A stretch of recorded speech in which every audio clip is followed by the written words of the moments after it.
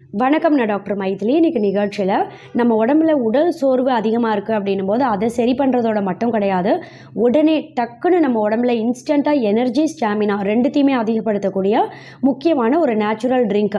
இதை இயற்கையான ஒரு ஓஆர்எஸ் அப்படின்னு கூட சொல்லலாம். இப்போ உடல் சோர்வு ரொம்ப அதிகமாக இருக்குன்னும் போது நிறைய பேர் என்ன செய்வாங்க, வெளியில் கடைகளில் ஓஆர்எஸ் வாங்கி குடிச்சிடுவாங்க. அப்படி இல்லைன்னா குளுக்கோஸ் வாங்கி தண்ணியில் கலக்கி குடிச்சிடுவாங்க இல்லையா? அப்படி செய்யாமல் கோடை காலத்தில் உடல் சோர்வு அதிகமாக இருக்குது, இல்லை சும்மாவே ஒரு டயர்ட்னஸ் இருக்குது அப்படின்னும் போதெல்லாம் இயற்கையாக இதை நீங்கள் வீட்டில் தயார் பண்ணி குடிக்கிறீங்க அப்படின்னும் போது நல்ல ஒரு எனர்ஜி அதிகப்படுத்துறதோட மட்டும் கிடையாது, எந்த ஒரு பக்க விளைவும் இதனால் நமக்கு ஏற்படாது.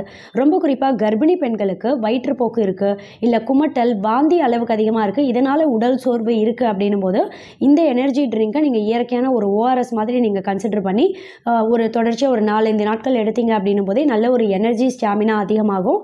உடல் சோர்வு வயிற்றுப்போக்குனால இல்லை வாந்தியினால் ஏற்படக்கூடிய உடல் சோர்வு இருக்குது அப்படின்னா அதையும் இயற்கையாகவே சரி பண்ணிடும்.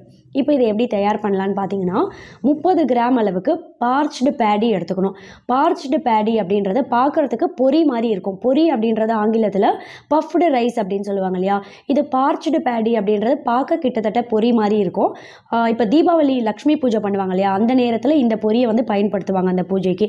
அதுதான் பார்ச்டு பேடி அப்படின்னு சொல்லுவாங்க. இதை 30 கிராம் அளவு நீங்கள் வாங்கி வைத்துக்கோங்க. இதை என்ன செய்யணும், 30 கிராம் நீங்கள் எடுக்கிறீங்க அப்படின்னும் போது கூடவே 400 மில்லி தண்ணி சேர்த்து நல்லா கொதிக்க வைக்கணும். இது தண்ணியில் நல்லா கொதிக்கும் போதே கொஞ்சம் கொஞ்சமாக வெள்ளை நிறத்துக்கு மாறி வரும். இதை நீங்கள் மிக்சியில் அரைத்துலாம் கொதிக்க வைக்க வேண்டாம். அப்படியே தண்ணியில் கொதிக்க வைக்கும் போதே கொஞ்சம் கொஞ்சமாக அது வேகும்போது வெந்து ஸ்மாஷ் ஆகும். அதுவே ஒரு கரண்டியில் ஸ்பூன் வைத்து வேகும்போது அதை நீங்கள் நல்லா நசுக்கி விட்டீங்க அப்படின்னாலே இன்னும் நல்லா ஸ்மாஷ் ஆகிடும். இந்த 400 மில்லி தண்ணி அப்படின்றது நல்லா கொதித்து குறைந்து 1 கிளாஸ் வர வரைக்கும் நல்லா கொதிக்க வைங்க. 1 கிளாஸ் வந்ததும் வடிகட்டி வெதுவெதுப்பான சூட்டில் இருக்கும் போதே 3 சிட்டிகை அளவு சுக்கு பொடி, ட்ரை ஜிஞ்சர் பவுடர் இருக்கு இல்லையா, 3 சிட்டிகை சேர்த்துக்கோங்க. கூடவே 1 சிட்டிகை இந்துப்பு, ஹிமாலயன் பிங்க் ராக் சால்ட், இதை சேர்த்து நல்லா கலக்கிடுங்க.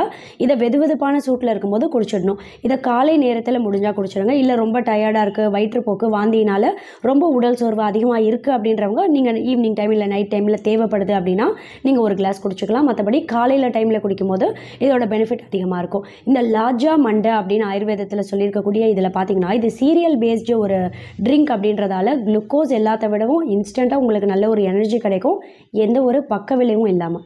தேங்க்யூ.